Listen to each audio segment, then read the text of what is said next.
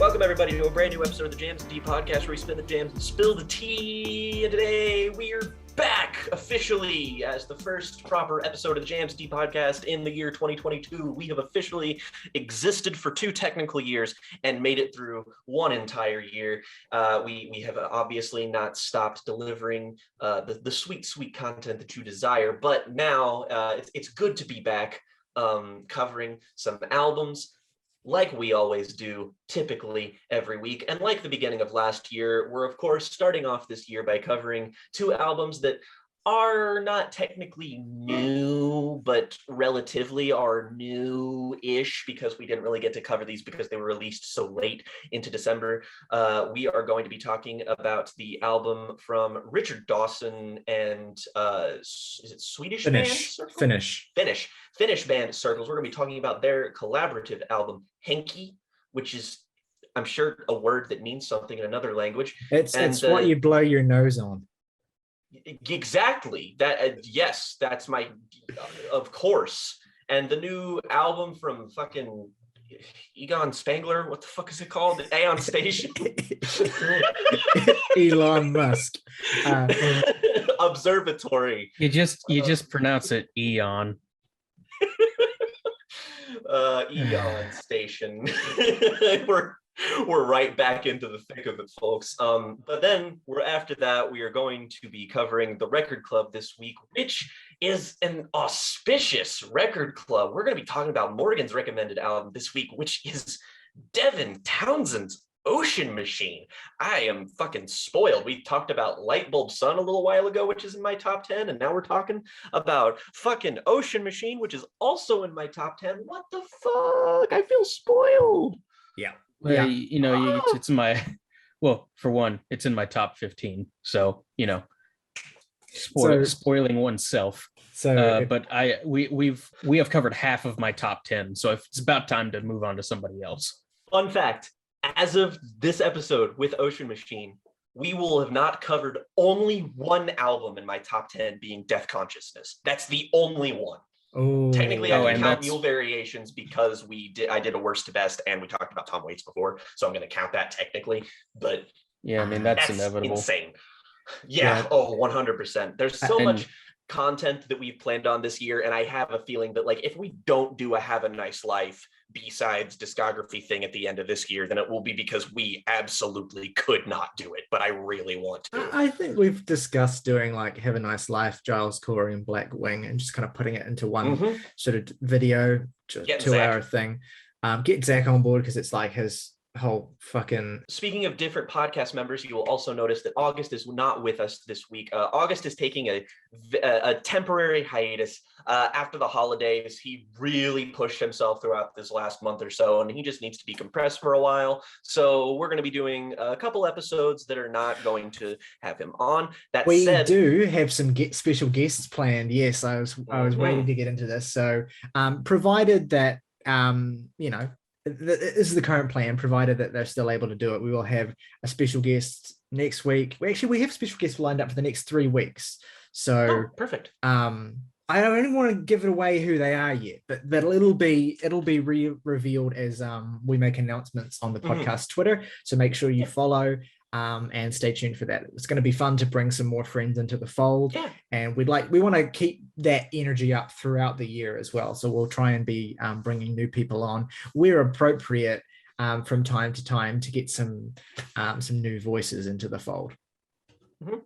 And speaking of which, if you missed, even though this is the technical first episode of the podcast this year, that doesn't mean that we have stopped uploading some stuff for you. Zach and Ryley just put up an episode on the new film Drive My Car, where they discuss that. That's going to be an Oscar frontrunner. So if you want to get a hold of that movie by entirely legal means and then want to hear what they have to say on it, go ahead and do that. And the not first official episode of the podcast, but we did do a record club on Chance the Rapper's The Big Day with August last week, which is a really fun episode. The part at the end where you all start talking about the album cover, I was at work, it was 2 a.m, and I was just like, why does August's voice sound like that? Did he what like it was really weird for a second. I was like, oh, wait a minute. Yeah, I had some fun. Let's suffice it to say I had some fun editing that video. So go and check it out if you have not already. It's a lot of fun. I also want to shout out as well an equally brilliant video of a very different kind is that Jake and Morgan finally released their fantastic discussion of the discography of Opeth. They tirelessly toiled through all of those records, and their commentary is brilliant and fun and full of like the most hilarious hyperbole in the world. My favorite point. It's not hyperbole if it's true. My favorite kind of recurring bit in that video was you guys describing how good a record is by saying that if you listen to it, you'll die. This would kill a Victorian child. So yeah, check that shit out. Really, really good video. We got lots more in the pipeline as well. So without further ado, let's get into what we've been listening to over the past month, really, because we haven't done one of these segments in a month. So there's a little bit more time to cover. So yeah, Jake, what are some of the highlights of music that you've been listening to in the last 4 weeks? Well, I'll keep it mostly recent just because, I mean, the second half of December was, of course, dominated by my Opeth re-listens because I wanted to give every album a bit of a shot there. By the way, just for the record or whatever, I toyed with the idea of giving Watershed a 10 out of 10, and I put that CD in my car and was listening to it for like an entire week and was just like, yeah, this is a 10, fuck it. And then I just did it. You could, in fact, label that as a based move on my decision. But yeah. You must. You have to. You're legally obligated. It's true. So I have actually been listening to a lot of CDs and stuff because I've had to drive a whole lot recently. And one of them, throwing it back to the very start of this podcast, I threw on yesterday, just completely spur of the moment, I threw on Get to Heaven by Everything, which, I mean, yes, talked about this in the first couple of episodes of the podcast way back when we did an entire discography thing on Everything. And yeah, I'm here to report that album is as good as we've ever said that it was. But it was interesting showing it to my partner, Rhiannon, just because I was listening to it just completely just like, I just put it on like while driving home from work. And then I picked her up from work and she was just like, this is good. She's like, this like hits something in my ears that just, and I'm just like, yeah, it's because it sounds fucking rad. Like just, yeah, I like it. I like it when that bald fella goes. I like when he goes, oh. It's so like, it's such a nostalgic album at this point. Like I listen to it and I instantly think of like the summer. I instantly am transported back to that magical time at the very start of quarantine when we were just feverishly talking about so much music, and I was just walking around my house dancing my ass off to Spring Sun Winter Dread. And you know, this is such a sad reflection on the state of affairs, frankly, because I listen to that album and I think of March of 2020 and I am deeply nostalgic. Like, yes, I am begging for the beginning of when the world went to shit. I know, right? Like, I'm just like, man, I remembered when I was just like, damn, I'm actually getting used to all this shit. It's an album that has like been in my life for not a terrifically long amount of time, but transports me to a time where things were just a little bit simpler. And I just remember being like, yo, dude, this album that you like included in your Topster, I actually listened to it because I like the album art, and this shit goes. And oh man, I just remember listening to like the first 5 tracks over and over again. It was such a great time. I loved it to death. So yeah, everything, good band, I think.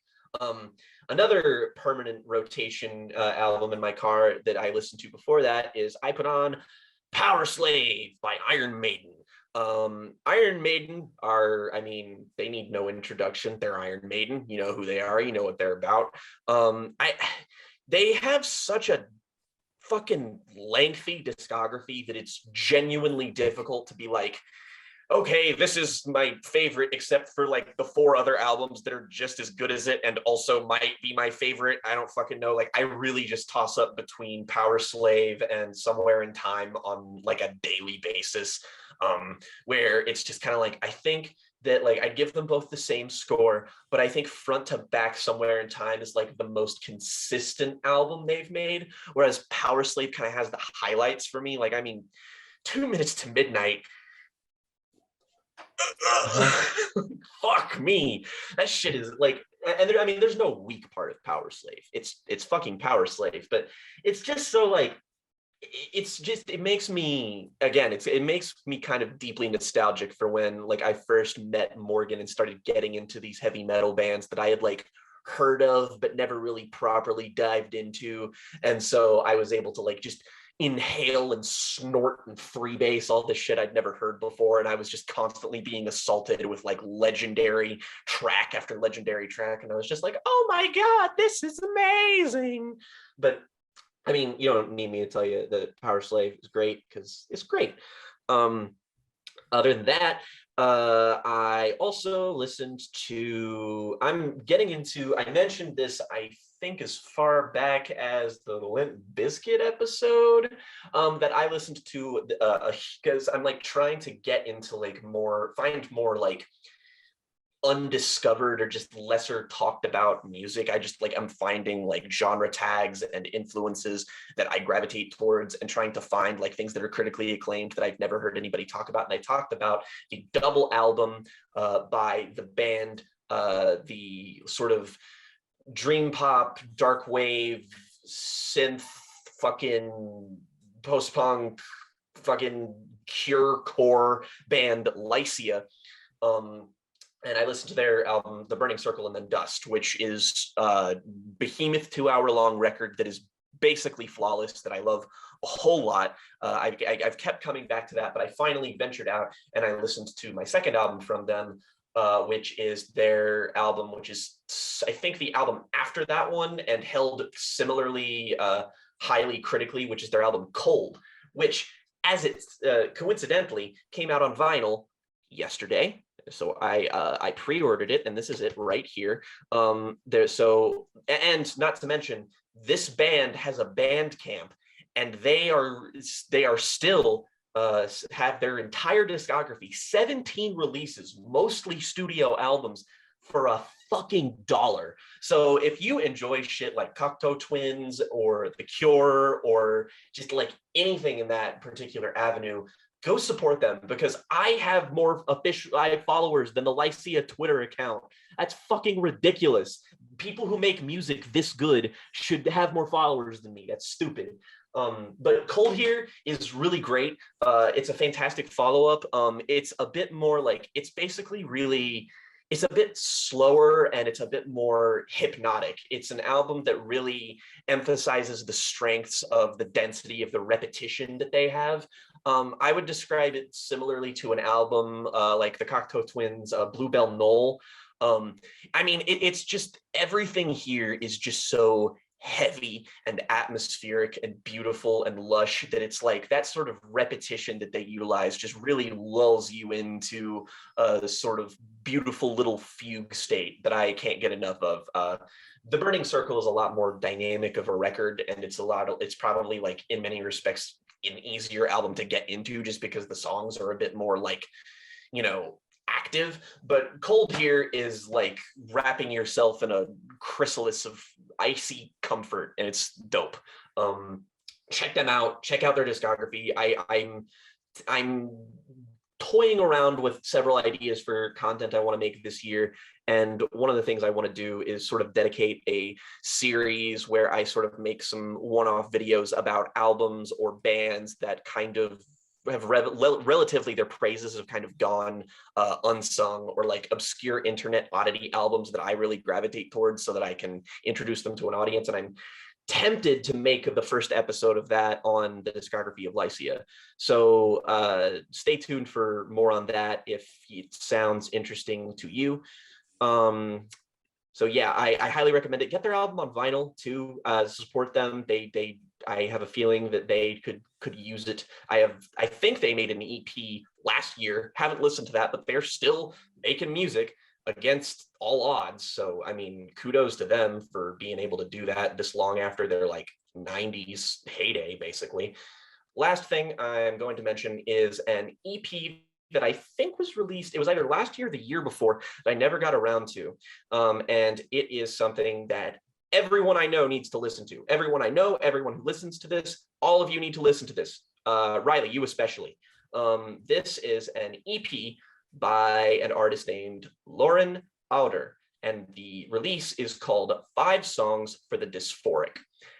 And this EP is indescribable. This is like, Lauren is an incredible performer. She has an insanely like deep baritone voice that is like just has a like, it just shakes you to your core. But the density of the instrumentals here, combined with how like overwhelmingly emotional the content is here, just like, I listened to this and it just blew me the fuck away. Maybe the best EP I heard throughout the entirety of last year. An absolutely stunning piece of music. I like, go support her, listen to this, do everything you can, because I want a full-length album like fucking immediately, because it's incredible. So go. I will be I will be listening. Absolutely. Yes. Maybe don't be in not an album that is going to make you feel particularly cheery. No, fair enough. Morgan, anything you want to shout out from the last month? I've been listening to so much Fiona Apple lately. Really? This it's been a long depression, but it's mainly been the first 2 albums.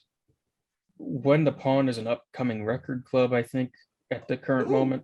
Yep, I did that. I did that shit. I like fuck the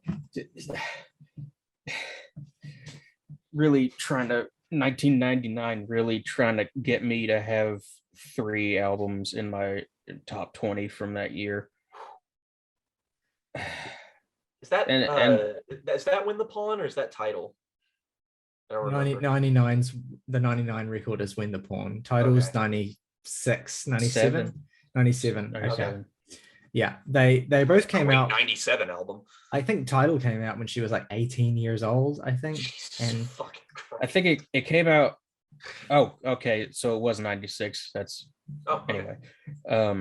So yeah, she was 19. There we go. Me. Yeah. Which I'll pack it up. Just I'm sure I read like somewhere as well that she wrote Criminal when she was like 16 or something ridiculous as well. Like, she's just one of those kind of prodigious songwriters. In a similar vein to Tori Amos, actually, who's another piano goddess of the 90s, and I've put both of their best records respectively as record club picks for me this year. So we're going to be talking about a lot of sad chicks sitting at a piano and just going off. And it's going to be what else is new? And it's going to be one of my favorite genders. When I grow up, I want to be that gender. Title I listened to for the first time. That's a 9 out of 10. And that's a 19-year-old's album. What is she? August. I also listened. Did some reading this week, so I listened to the Hammock soundtrack score for the film Columbus. That is not just one of the best scores of all time. It's one of the best ambient albums of all time. Fight me. That's all I have. Okay, I obviously haven't listened to a lot of shit over the last month, so I'll just highlight a few things. One is that I have been getting into the discography of the kind of minimal ambient techno IDM artist Ski Mask, who put out a brilliant record last year called Pool, that I think if we might not have ended up covering it even if I was aware of it, because it's quite a long sort of ambient techno record, but it's gorgeous. I think if you're looking for sort of passive but not like static, like really warm and gorgeous, sort of like gentle sort of IDM with a lot of kind of grit in terms of the variation in percussion and style, then check out Ski Mask's. I would recommend Ski Mask's 2018 album Compro, because it's a little more digestible than last year's Pool, and it's slightly better as well. But yeah, just fantastic artist. Really digging listening to Ski Mask's shit. So that comes highly recommended from me. I will also shout out that on the recommendation of a friend of mine, Laura, I listened to an album from 2020 that I missed called Fountain by an artist called Lyra Pramuk. And this is an interesting album because it is like Bjork's Medulla, although I think even more so. It is entirely created with the human voice, essentially. And it's entirely created with Lyra's voice. And it's quite stunning because you can listen to it and have no idea that that's the case, because she does so much manipulation with her voice to make it sound like synthesizers and all sorts of things. And it's a really creative and really original record. It takes that premise of, the a cappella album, and it does things with it that feel genuinely inventive and original, that are really awesome. It's a really great album. I thoroughly recommend it. I noticed as well that August had it highly rated too, so I'm sure if he was here, he would second my recommendation. But yeah, really good album. Comes with a recommendation from me. I also will shout out that I listened to, so I've shouted out to no end on this podcast the music of the Longinus Records bands, Paranol and Asian Glow in particular, but I also checked out Sonhos Tomam Konta's album from last year, Hypnagogia. And look, maybe it's just that I'm just so in the bag for this particular style of music now that I was just like destined to love this, but like it's so fucking great. Of course it is. It's just amazing. And there's a lot more dynamism and like different flavors of sound from this artist than you got on just the Downfall of the Neon Youth album. There's so much skill and just genuine like creativity and originality in terms of like the guitar textures that this artist is able to create and work with, especially considering it's a bedroom, no budget artist. What they're able to do is kind of stunning.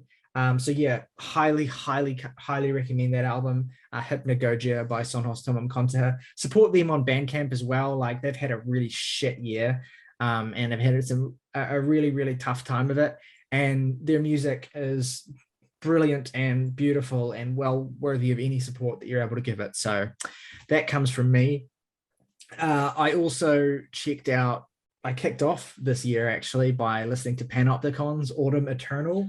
It's a long time to get to my second Panopticon album, but I listened to it twice on that day, on New Year's Day.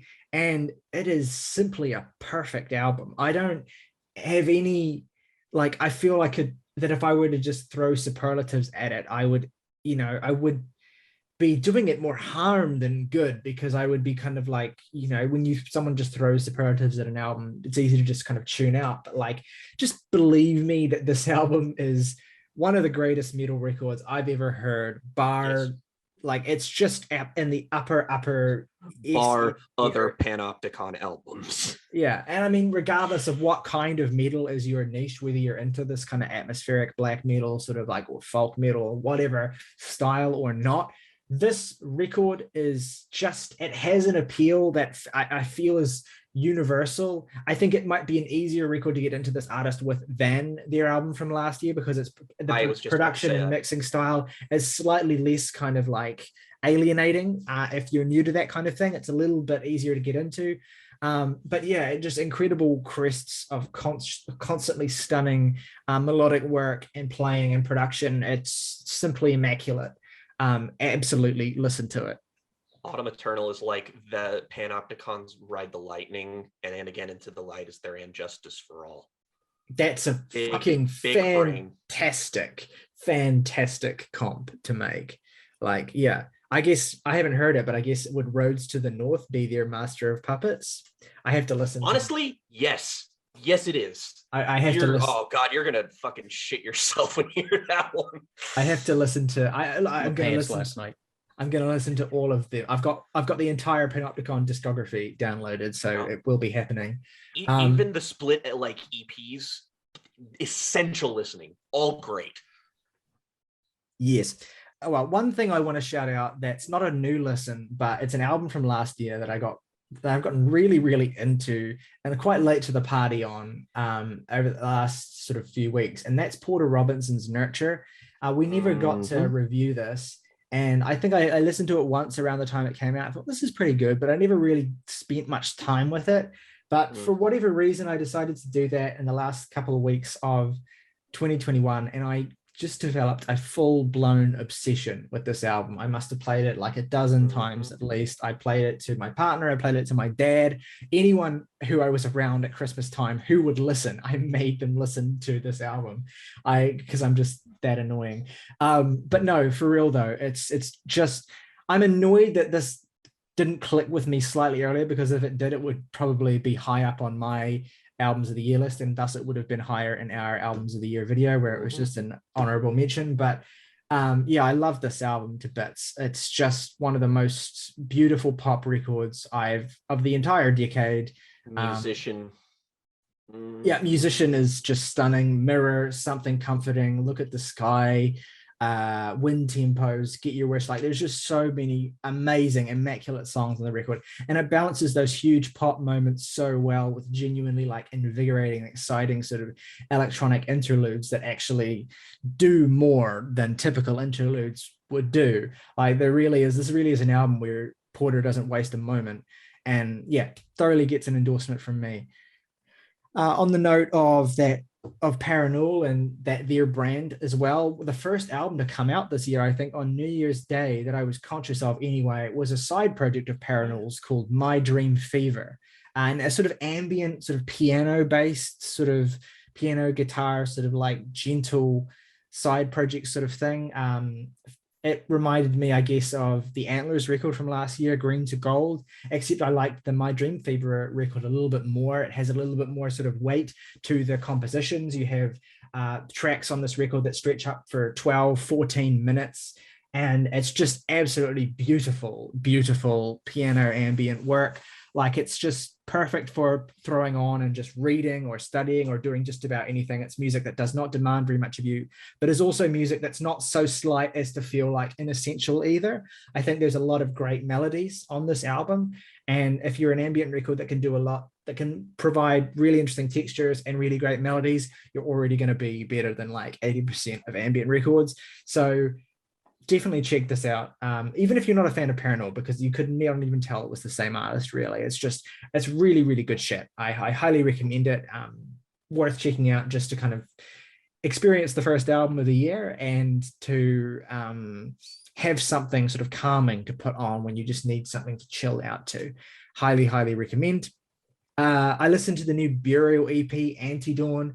Little underwhelming, I have to say, although like with a lot of Burial's more sort of stripped back work, I mean, most of this is percussionless and pure sort of like waves of sound. It works as a kind of holistic statement more than like individual tracks. And I think if you listen to it and kind of close your eyes and immerse yourself in this, it actually has a nice sort of arc and progression to it, and ends in quite a beautiful place. But at the same time, there's not sort of a lot of grit, or there's not a lot going on that Burial hasn't done before. So we were originally going to review it, but I think that it won't make for a very good discussion. So we're going to review something else instead. But if you're into Burial, then I'd still recommend checking it out. Look, some people don't like it at all. You might like it, so give it a shot if you... I guess I've been listening to a lot of chill ambient stuff this week. Another record sort of in that vein, but maybe not chill, is a IDM jazz classic from Eamon Tobin, the 2000 album Super Modified, which I listened to just the other night. If you like early Square Pusher, if you like jazz fusion, if you like Venetian snares, like music that takes the heavy sort of intense sort of percussion focus of IDM and glitch and breakcore, but fuses it with gorgeous sort of more mellow jazz progressions and sounds, then you'll love Eamon Tobin. And Super Modified is as good an album as I've heard from him so far. I'm working my way through his discography. It's quite a highly regarded discography in the world of IDM, and Super Modified is excellent. So I highly, highly recommend it if you're looking for that kind of thing. Listened to a pop punk emo record from 2019 called Somewhere City by the band Origami Angel. If you like pop punk, if you like emo punk, if you like Midwest emo, this is a band for you. Like Origami Angel, like Dogleg in 2020, and like Pup in 2016, 2018. This is a band that just like throws these really hooky, really melodic, really sticky, and really passionate, short, punchy songs at you, and they almost always deliver. I was reminded even more of like Spanish love songs, but less kind of like just horrifically depressing than that. It's more of a kind of uplifting sort of pop punk emo record. But yeah, it's only like 29 minutes long, and it's just all killer, no filler from front to back. So if you're looking for a taste of good pop punk, then Origami Angel have got your back. Check that shit out if that's your thing. And the last thing I'll shout out is in looking for music to cover next week, since the Burial EP was kind of a whiff, I went back and see, okay, what else was released in December that we missed? And I saw that the Japanese math rock band Tricot or Trico had a new album that came out sort of in the second half of December. And so I thought, okay, I've been meaning to check out this band. And I won't tell you what I think of the new record, although I will tell you that I do think it's worth reviewing. So I guess that's kind of the giveaway. But I went back and listened to their debut album, and that shit is hard as fuck. Absolutely one of the highlights of my year so far in terms of first listens, right up there with the Panopticon album. This shit rules. If you like math rock, if you like, Japanese girls with guitars and drums just absolutely going the fuck off, this is an all-girl band, by the way, so that's pretty sick.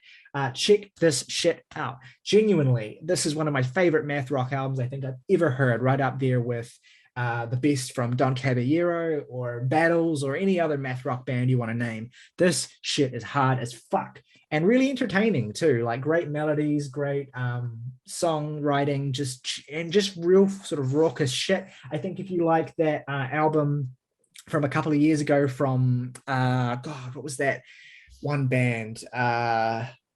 Otoboke Beaver. If you like that, then you'll like this. Also reminded me a little bit of Melt Banana at certain points as well. So that kind of shit, if you're into that, check out the first Trico album. We're going to be reviewing their new album next week, which is a much poppier and sort of more indie-friendly album, but doesn't lose what makes them unique. So again, I'll save that. But yeah, that's basically been my month, is listening to a shitload of music and making a shitload of shit for the Jams and Tea channel. Not a shitload of shit. A shitload of like shit, like good shit, not like stinky. Anyway, just remove that. So let's get into the first album that we're reviewing, the first sort of new album we're reviewing for the year on the Jams Tea podcast, which is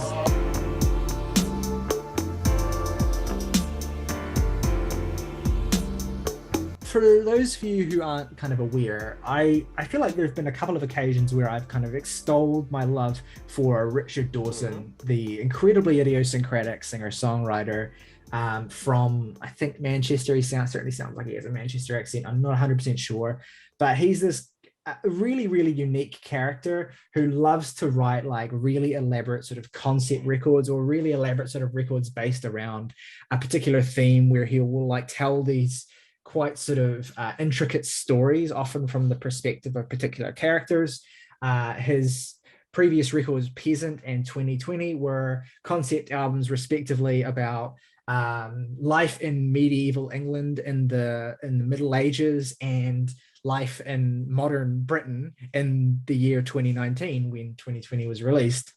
Yeah, so that he's kind of that kind of dude. And this new record, HENKI, is sort of no exception. It sees him embarking on a very Richard Dawson-esque elaborate concept, which is a botanical theme. These are songs that are each named after a flower or plant of some kind, and they tell stories that explore either from the perspective of like trees and shit, or from the perspective of paleobotanists and shit. I was gonna say botanists. There's a lot of that sort of shit layered into this, and it is countered or sort of like added to with the instrumental prowess of this extremely versatile Finnish metal or uncategorizable band. Apparently they've put out 40 albums. They're like insanely prolific, and they've worked in like 12 different genres or something.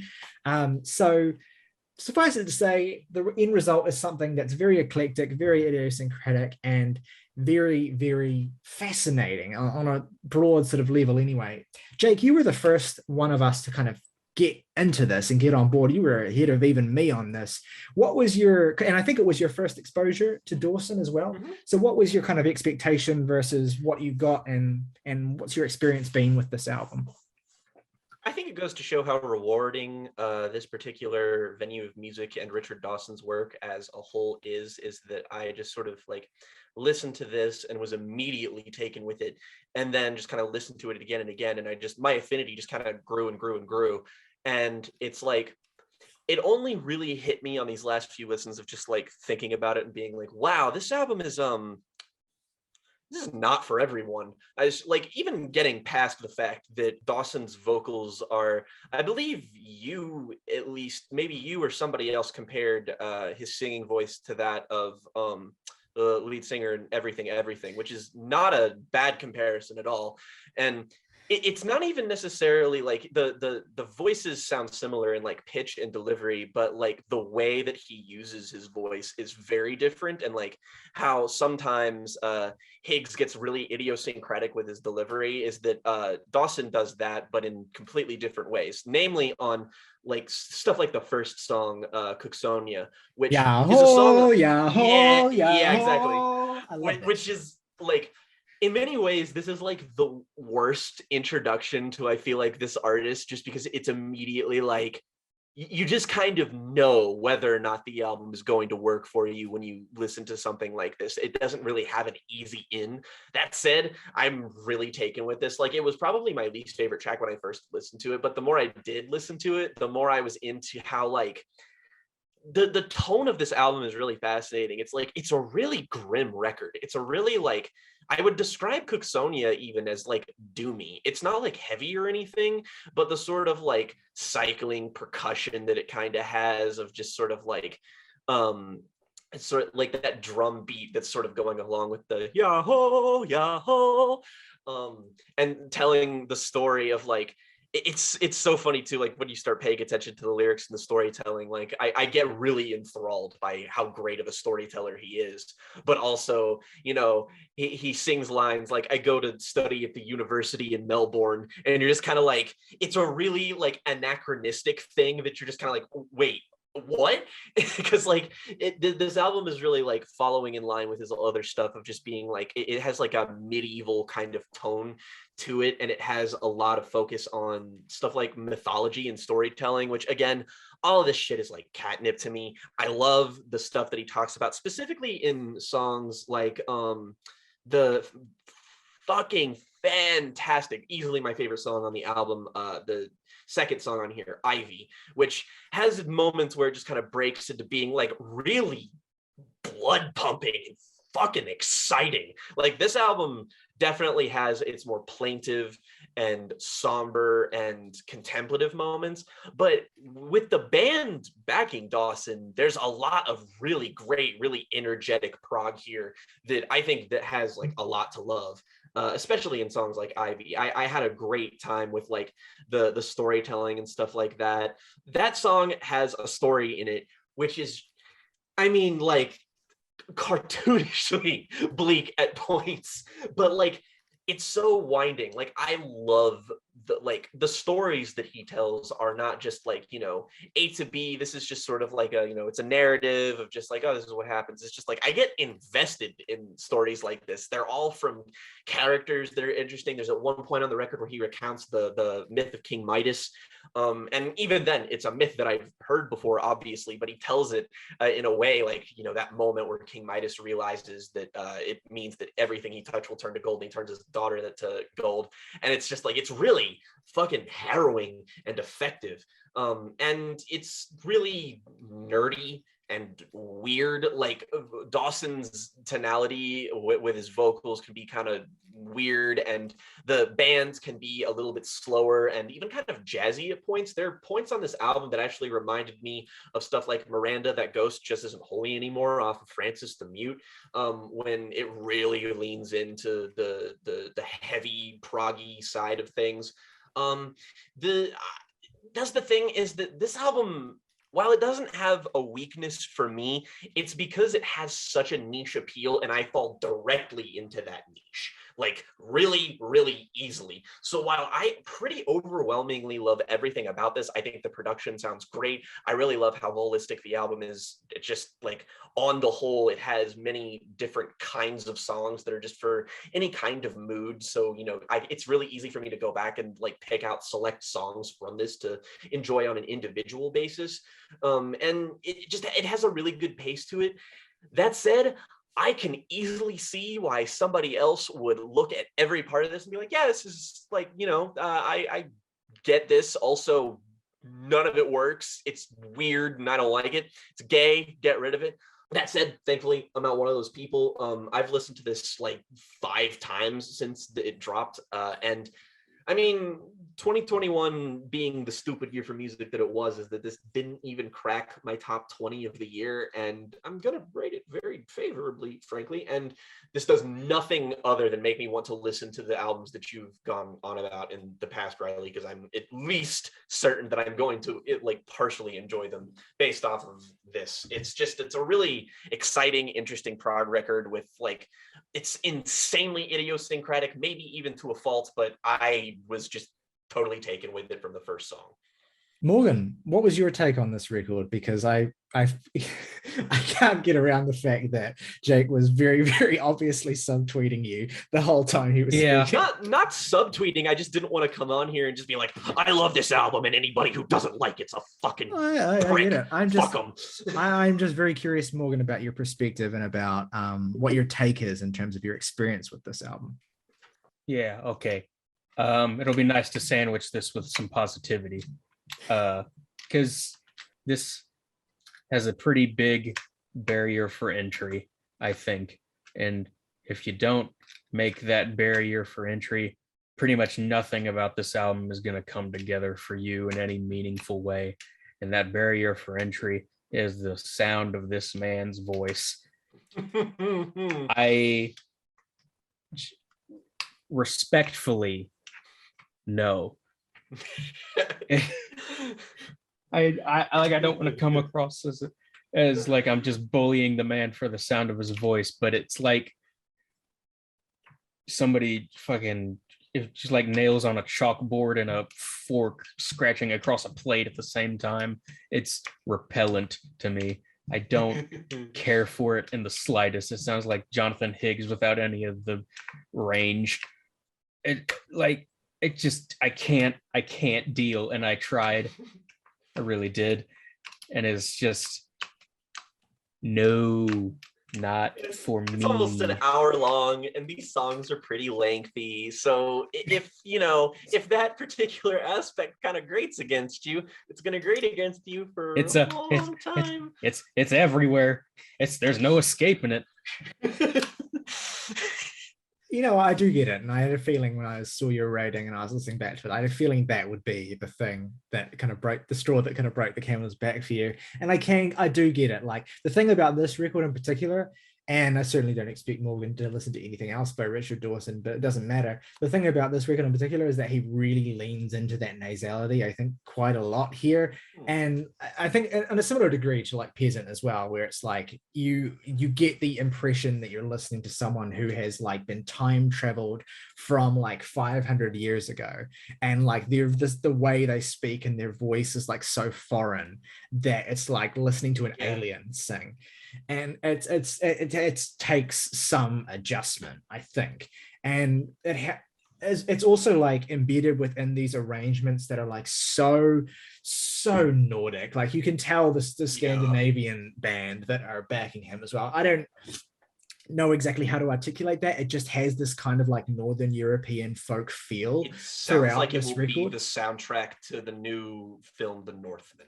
Yeah, that's what it sounds like. I don't know how that makes sense in my head, but it's just like it's true. Like the circle at points sound like one of the traveling bands you would hear like in the background of a movie like The Seventh Seal, like or Python core, or like a Bergman sort of comedy. You'd have this band sort of doing their sort of thing.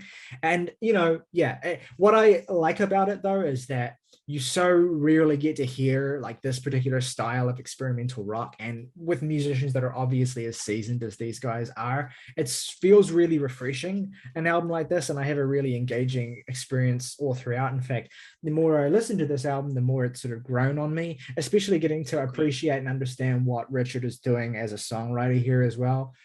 Jake, a lot of the specific storytelling details you've mentioned all come from that one song, Ivy, which is a kind of conceptual song about Dionysus, the Greek god of fruitfulness and vegetation. So in keeping with the kind of nature / botanical theme of this album, which is god of wine, patron for Adele. Yes, exactly. Shout out Third Eye Blind. Yeah. So that is sort of how this song fits into the broader conceit of the album as well. But above and beyond simply what the song is about is how Dawson retells these very classic mythological stories, including that of the tragedy of King Midas, the tragedy of Ikarios as well, to whom Dionysus tells the secret of winemaking, and then whose people stone him to death because they believe he's trying to poison them. You get these kind of tragic stories that are told in this kind of like rich tapestry. But what I love about Circle as a band is that you can hear they're quite clearly like a progressive rock band, but progressive rock in the Nordic countries. But there's so much about the flavors of instrumentation they have as a band that sounds so unique. Like you have synthesizers that are layered into a lot of these songs that sound really strange and unique and quite beautiful. I've grown to really love that opening track, Cooksonia, which tells the story of the legendary paleobotanist Isabel Cookson and her journey from Australia, where she grew up, across the world. And there is some of Richard's sweetest vocals on this track here as well. He sounds genuinely kind of breathtaking at points, in my opinion, obviously. And this song has this gorgeous outro as well, where the band just let the groove kind of breathe, and they layer this beautiful sort of piano on top of it, and it just sounds so pretty. A lot of this album instrumentally is just kind of like this band sort of grooving and kind of just letting a song sort of trudge along and just sort of coloring it and shifting it up and changing it and sort of melting it at points. I think nowhere is this more clearly demonstrated than the 12-minute centerpiece Silphium, which has the steadiest groove of the album, a really kind of motoric beat that reminded me of krautrock bands like Neu. It's this sort of steady pulse and this really great sort of ascending and descending melody. You even get some quite wonderful and unique sort of knotty guitar soloing from Dawson himself, who's a really, really adept guitarist in his own right. Before the song kind of in a sort of King Crimson-esque fashion breaks apart into this sort of moody extended dirge that has some wonderful bass work and playful percussion from the bassist and percussionist in Circle, respectively, whose names I don't know, until eventually the song kind of finds its groove again. And what's beautiful about this is the way that you can definitely tell that Circle are not just like, haven't just laid down these instrumentals that Richard is singing these, you know, botanical themed songs over. They've clearly worked together to try and, so that Circle can try and like create the musical equivalent of the sort of things that Richard is singing about. Like there are moments when the track will fall apart and then start to build back up again, that it feels like the musical equivalent of like a flowering sort of seed or a sprout that's kind of like building up. The grooves and the way that they kind of layer up as they progress does kind of have the feeling of like a growing sort of bud and a flower kind of blooming at certain points on this record, especially in the more beautiful moments of the album. The centerpiece track, Celine, is the most kind of minimal and sort of like gentle thing here, but it has this beautiful tone to it and a great sort of like story at its center of like a seed that is preserved in permafrost for 32,000 years and then like is still alive after that period. And it's like only Richard Dawson would be so esoteric as to write a song from the perspective of a petrified seed, and yet here we are. And it feels weird. I feel weirdly emotional for the fucking seed. I don't know. That's the power of his fucking tree hugger. That's the power of his songwriting. And I actually like this moment on the record because I like the band allowing themselves to indulge in something that's purely pretty and not like, you know, feels the need to kind of intensify too much. And I think it sets the stage nicely for Methuselah as well, which is another one of my highlights on this album. It has this really nice sort of slinky, insistent groove dum, dum, dum, dum, dum, dum, that I have had hooked in my head. And it's like one of my favorite songs here from a storytelling perspective as well. It tells a true story of a guy called Donald Curry, who was on a mission to find the oldest living tree in existence. And along his way in this journey, it inadvertently felled that tree. And like didn't realize, dumb bastard, didn't realize what he had done until it was too late. Why are you knocking down trees if you're looking for the oldest one, you prick? He's like,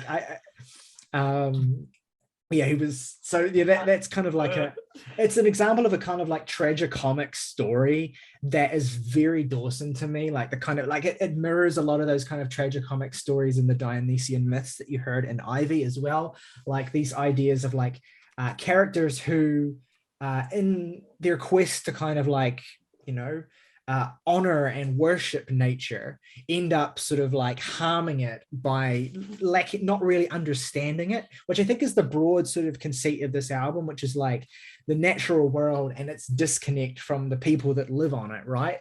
The extent to which we as people are dependent on the land and the nature and all that sort of thing, but we don't like understand it in Dawson's view or make enough of an effort to like, you know, understand what it is that we're living alongside truly. And these kind of tragic stories are examples of that, I think. Like the seed that is preserved in permafrost for thousands of years and then eventually melted out of the permafrost by global warming, a man-induced sort of event like that eventually, you know, brings about the death of the seed. Like it's these are the kind of stories that Dawson is telling, and in the hands of a lesser songwriter, I think they would feel trite or they would feel kind of like two-dimensional, but Dawson's much more talented and much more idiosyncratic than that, and so it takes a while to kind of unpack these sorts of things.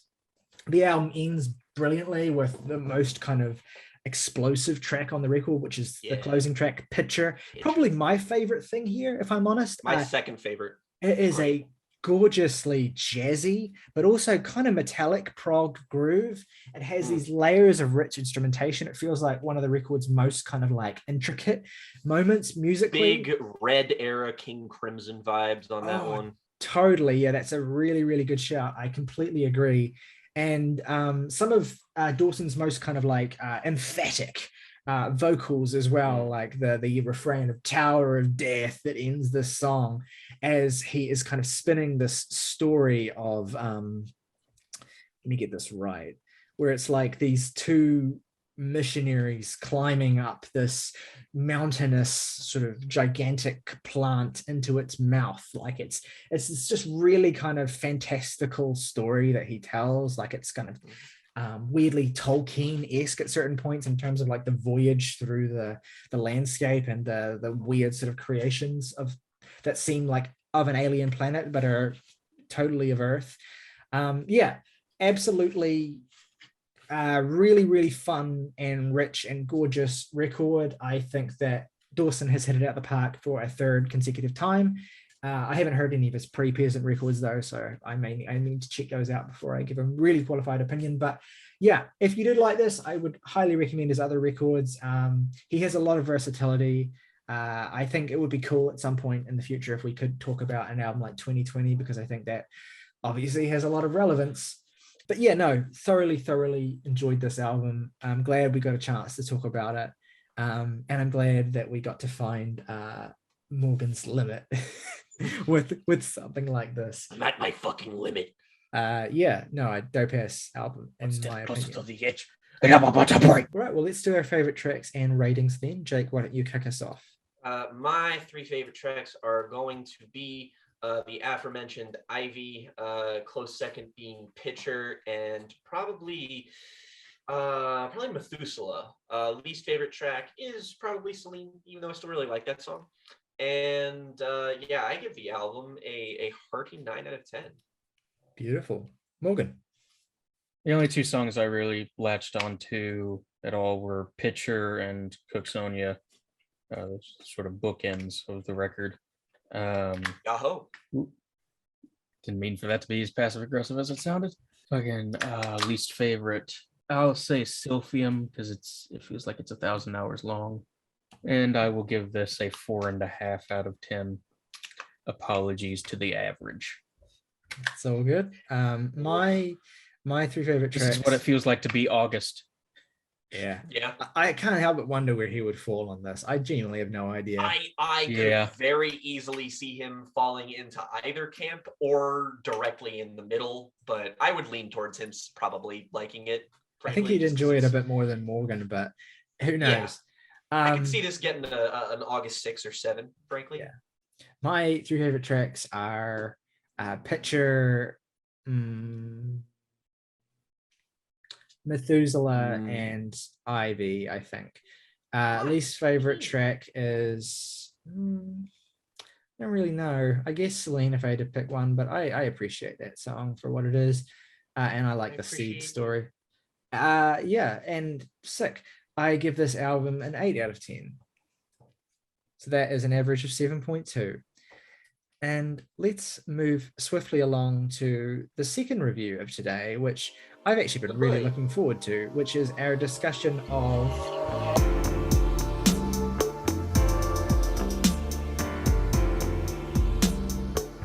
Aeon Station is the solo project of Kevin Whelan, who is one of the primary songwriters of indie emo act The Wrens, who released their last album, Meadowlands, in 2003.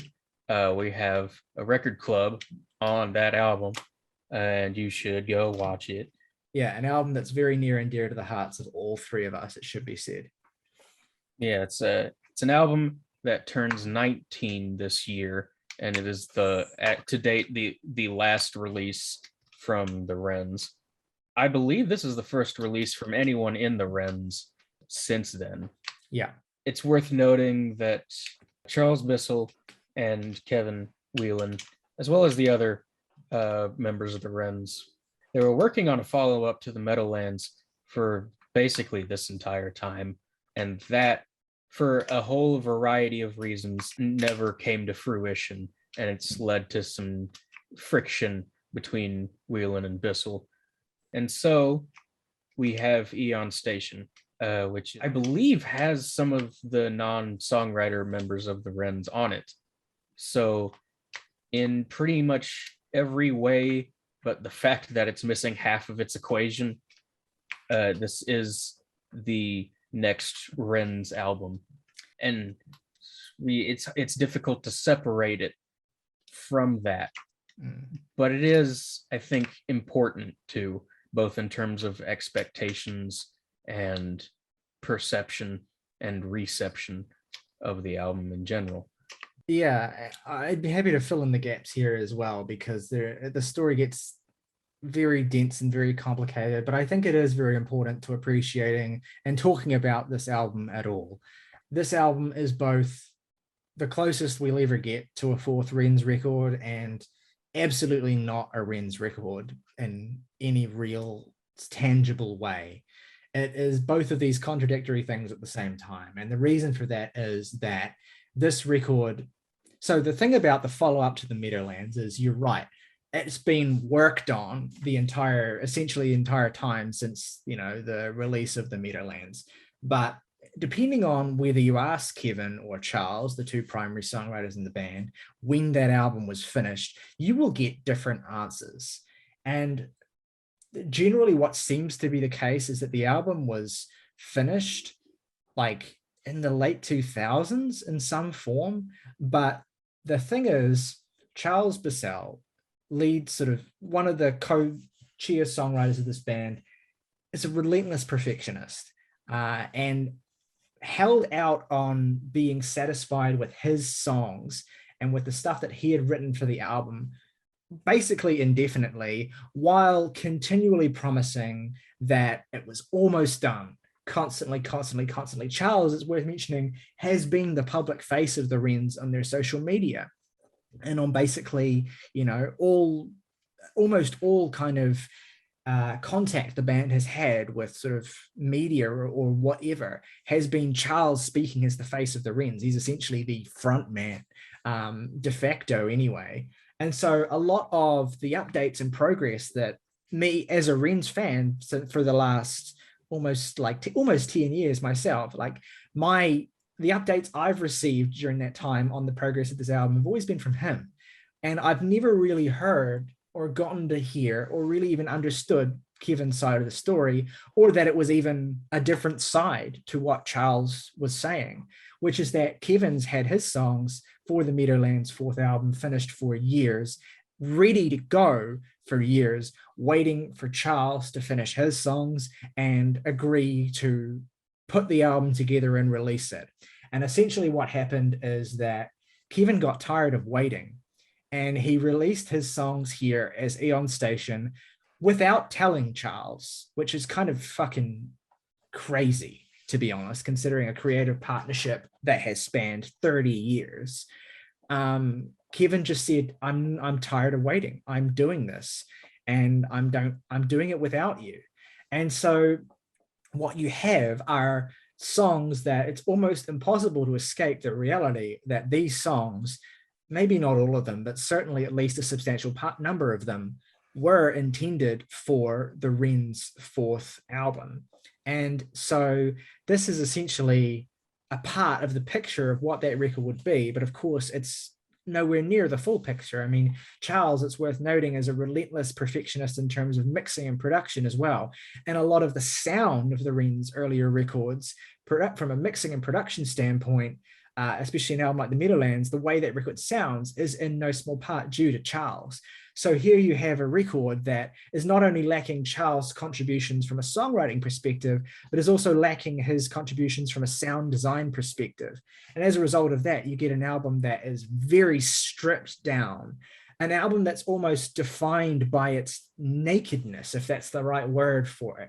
Like, the songs are relatively unadorned.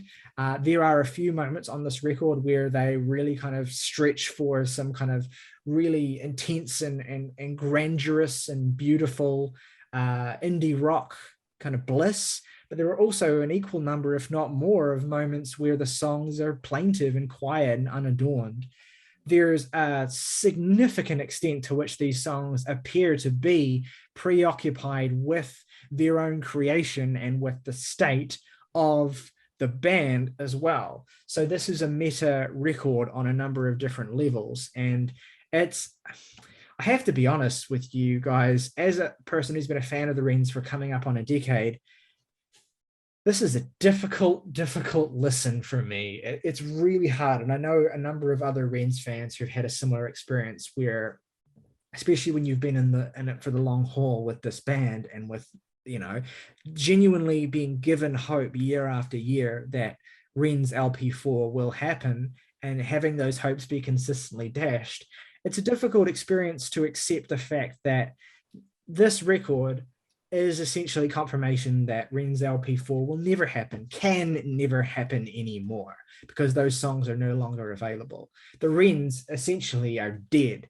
And this album is a mixed blessing in the sense that, hey, we get some of these songs that we've been wanting for years and years and years, but we get them in the form of a statement that essentially confirms the death of this band. And it is, you know, in a lot of ways, yeah, it's like something inevitable has finally happened, like it's been put out of its misery. Like deep down, I think a lot of us Wrens fans have known that, you know, there's always been a real chance this record, that the Wrens LP4 would never happen.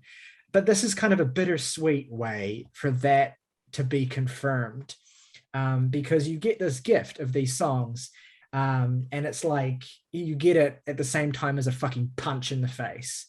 And so it took me a while to move past that. When this was first announced, I avoided the lead singles. I didn't want to listen to them.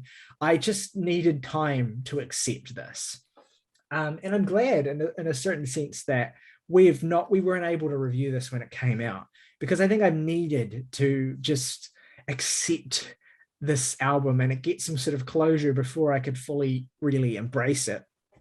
And the first couple times I listened to it, I enjoyed it. It was obviously a gift to hear Kevin's voice again. You put this fucking album on and you're like, that's the same dude that sang Hopeless, and it's emotional and it fucking guts you. But it took me a while to really like just process the album and to accept the fact that, you know, this is not another Wrens album. There is a lot that's audibly missing. You know, this is an album that is defined by absence as much as it's defined by the stuff that is here. And so the first few listens for me, I was so preoccupied with that absence, with like, well, what would this sound like if Charles were, you know, if these guys were working together on this stuff? Like, what would this sound like? What could have been?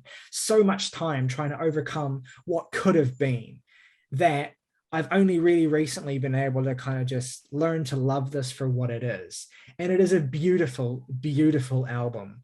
And a lot of what I love about it is, you know, on a meta level, like the way that it kind of confronts and almost bitterly like reflects the brutality of that broken friendship and of the situation, of the fact that, you know, this is not what we wanted it to be. Truly, this is not what we had planned, to take, you know, the words right from the Meadowlands itself.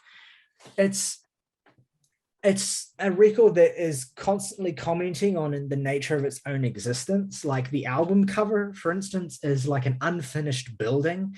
And that, Kevin has said, is like meant to reflect the fact that sometimes projects just don't get finished, which is kind of like a devastatingly understated way of describing the situation that led to this. But then you get like actual songs that seem to reflect or suggest the situation through the lyrics. One of the biggest growers on this album to me, and I think one of the defining songs, is Everything at Once, which is built up from lyrics that directly reference the Meadowlands. Like there are a number of lines on here that echo lyrics or songs or motifs from that album.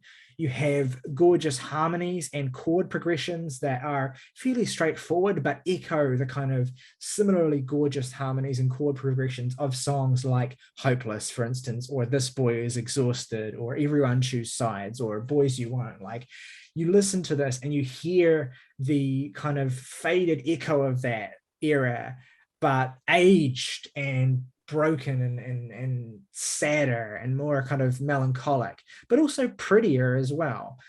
In many ways, this song feels like the one that's most directly sung to Charles, with lines like "That house of guilt will fall to pieces," and "All the young dreams that we wasted," and "Everyone regrets the things they never find a way to say, but I'm not going back there."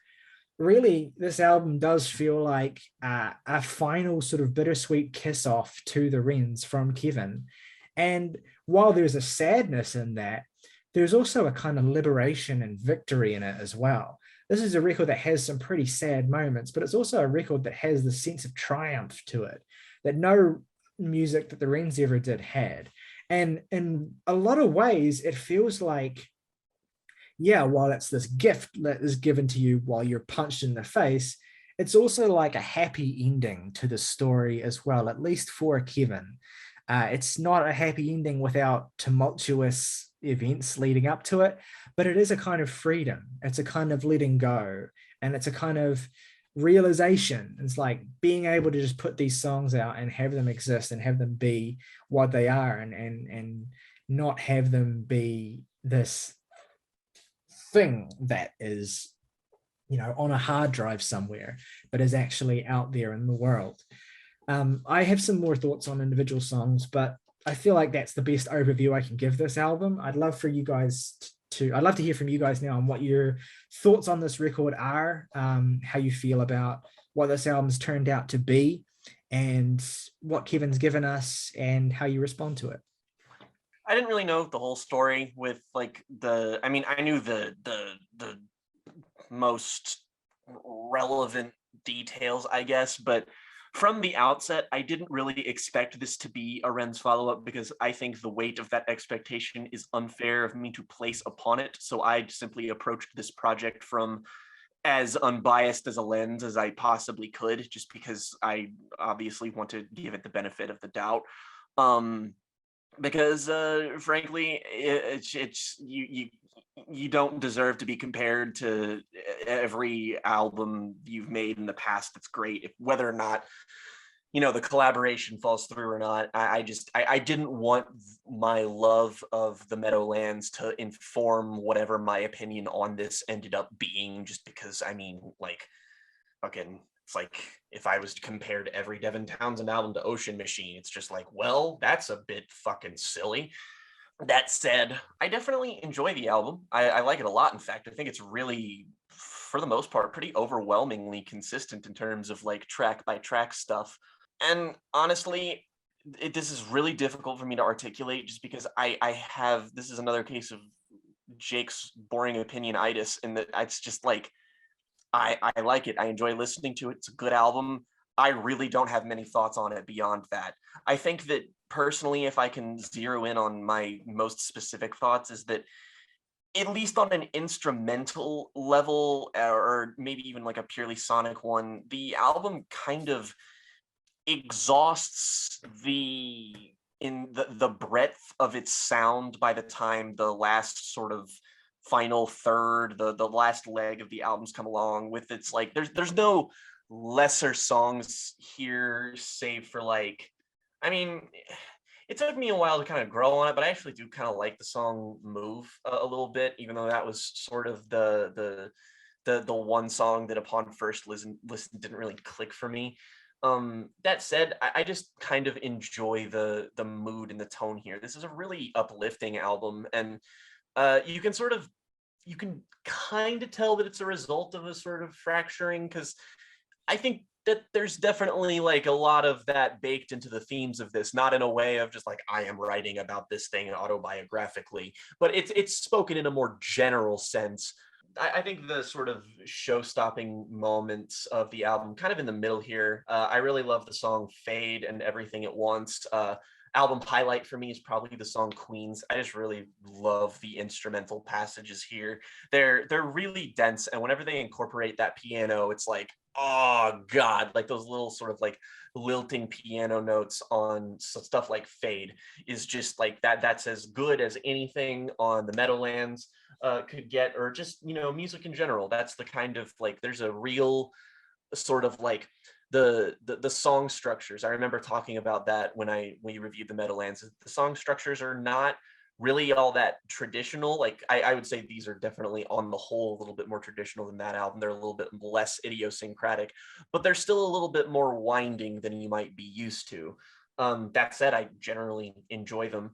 I think it's interesting that like the last three songs here, they don't really hold that sort of same weight that the first part of the album does, just because it's kind of existing in that mode, and it's, you know, it's uplifting, it's good, and then that sort of final leg is just sort of like the album kind of continuing to do what it has done, previously, and it's not terrifically long. It's under 40 minutes. So to me, it just sort of feels like, yeah, I don't know if this is a result of the album itself being sort of the incomplete statement or whatever, but like, I feel like there's still enough here to have made a whole statement, and they like got 80-90% of the way there. But yeah, I mean, the album's very good. I just don't really have more than that. It's just, it's good. I like it. This album is difficult to talk about for a number of reasons, mostly because for all of the baggage that one sort of brings into it, I love it for entirely uncomplicated reasons, in that it's just a really stellar indie rock record that benefits a lot from its particularly wizened perspective. This is definitely the same guy that sang Hopeless, but it's also that same guy at just a little over 50 years old, I think. And that definitely comes through both in the sound of his voice and the way that he writes. And I think that in particular really boosts this album in terms of just being a great album by its own merits, from the fact that it's from this really great songwriter many ways on from the last time that we saw him in this capacity. It's almost like one of the Star Wars sequels, and this is Harrison Ford. He's like, Chewie, we're home, but the home is the house that guilt built. Oh my God. Wow. It does have the sort of sound and feel of what a Wrens record might sound like 20 years on, but I can only say that in the sense that I mean, one really has no idea what a Wrens record would sound like 20 years on, so you'd really just kind of project whatever expectations you may have had onto it. I don't think I got to mention this in the video itself, but my favorite song of 2021 was Fade off of this album. And it's a song that I have actively had to make efforts to stop listening to so I don't make myself sick of it. There's something completely intoxicating and like I need my fix of this about the way that song's structured, the way it rises and falls, and the way it concludes. I think that was the second single released, but it was the first song off of the album that I heard, and I immediately, like within seconds, was like, okay, I'm in. And it almost feels like a detriment to the album that was the first song I heard off of it, because it was so clearly my favorite. Like, I think it's as good as something like Hopeless or Happy or Boys You Won't, like the really heavy hitters on the Meadowlands. And it brought this sort of melancholy explosion of joy for me whenever I would hear it in the last 2 months or so since it was released as a single. And there's songs on here that have very similar effects on me. Empty Rooms is a song that I've gone back to 1,000 times. I remember Ryley said Elliott Smith came to mind when they first heard it in our that was mentioned in our group chat. And like, I mean, the song kind of inherently sounds like you're listening to a ghost just from the sound of it. And then once I drew that comparison, it was like, fuck, the aforementioned Everything at Once. Like the first time I was listening to this album, that House of Guilt Will Fall to Pieces line hit me like a train. I've invoked the image of No Face and Spirited Away being hit by the waves, and it felt like that. throughout that song, especially after that line came. It's just waves of emotion. And I think obviously my relation to the Meadowlands heavily affects how I perceive this album. But I think this is just a fucking fantastic album, irrespective of that. If I didn't have this sort of preconceived relationship with Whelan as a songwriter, I think it would have taken me a little longer to get around to this album. But once I got onto it, I would love it basically just as much as I do now. And I think that goes quite a ways to showing the sort of what Whelan has actually achieved here, which I think is really quite a lot for its relative sparseness and the now 19 years of weight that it has to carry on its own, essentially. Yeah, well said. I think you've basically nailed my thoughts on those particular songs and just the general feel and tone of the record and like the emotion of listening to it. Like, especially when you hear a song like Everything at Once and then it goes into Move, and you have like this amplifier hum and ambient tone and minimal acoustic guitar, and I'm instantly reminded of The House That Guilt Built, the track itself. Like, I'm instantly put in that headspace just by the tone of that, and it's some beautiful sequencing. I remember distinctly, even though this record didn't click for me the first time I heard it, I do remember distinctly hearing this the first time and hearing the song Leaves, and just the way the song sneaks up on you is unreal. Like, this is such an amazing song. You have these gorgeous kind of strings that are like low, and they kind of moan and hum over Kevin's piano chords, and he's singing about letting go and the pain of an acrimonious breakup. It feels so instantly classic Kevin Whelan to me. Like, as soon as the song comes on, I'm like, this is it. This is where I want to be. And it's not even like in my top half of favorite songs on this record, but my favorite moment on this record, and one of my favorite lyrics of 2021, is in the second half of the song when he just kind of fucking starts bellowing, and he says this line that's stuck with me the whole time. I think it's one of the best lyrics of the whole year.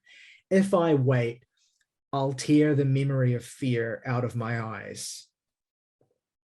Which is like an amazing little bit of obviously you can read it through the lens of the story of this album, like waiting and waiting and waiting, and the anxiety and pressure that comes on you when you are trying to follow up a massively loved piece of work, and the time is getting longer and longer and longer since that work has come out, and so the pressure is getting more and more and more intense. But also, like, you know, that lyric equally applies to like the process of grieving, whether it's grieving a death or grieving a relationship. And you could say, you know, you could read it as what you could read it both as being about, you know, the pressure and intensity of having music and not being able to release it, the fear that comes with that, or about, like, you know, the letting go of the relationship with Charles. Essentially, I take it that they're essentially estranged by this point. Maybe that's not true, and maybe that could be corrected, but yeah, it's just one of the most stunning moments on this whole album. I echo everything that you said, Morgan, on Fade. Amazing song. Today is the day we are finally free of pretending to be something we never wanted. I mean, need I say more? That entire last passage, and specifically the way it's delivered and the sort of almost like rotating delivery, it just it's like a sentence that never ends. Like, it's just like, yeah, the same words over and over and over again, but you just can't stop. It's countlessly counting, like 1 2 3 1 2 3. Yeah. If I may be permitted to have, I guess, what might be considered a mildly hot take among the small number of people in the world who've heard this album, I actually like the second half of this record more than the first half. And that's a product of the album growing on me and just living with it for a while, I think, as well. Obviously, Queens was the lead single, and it's a great song. I'm more drawn to Ear in particular, which is my favorite song on this album. It has some of Kevin's most beautiful harmonies, and I think one of the most exciting sort of builds and progressions of any song on the record. It feels like the closest thing this album has to the kind of booming breakup song that you had layered all over the Meadowlands. It feels like a necessary sort of climax of the album. And in contrast to an album like the Meadowlands as well, where you have like constant sort of like assaults of like distortion and noise and intensity, this record I think has more power for how sort of sparse those moments are. It gives them the feel of a real sort of gut punch, as opposed to kind of wall to wall, battering.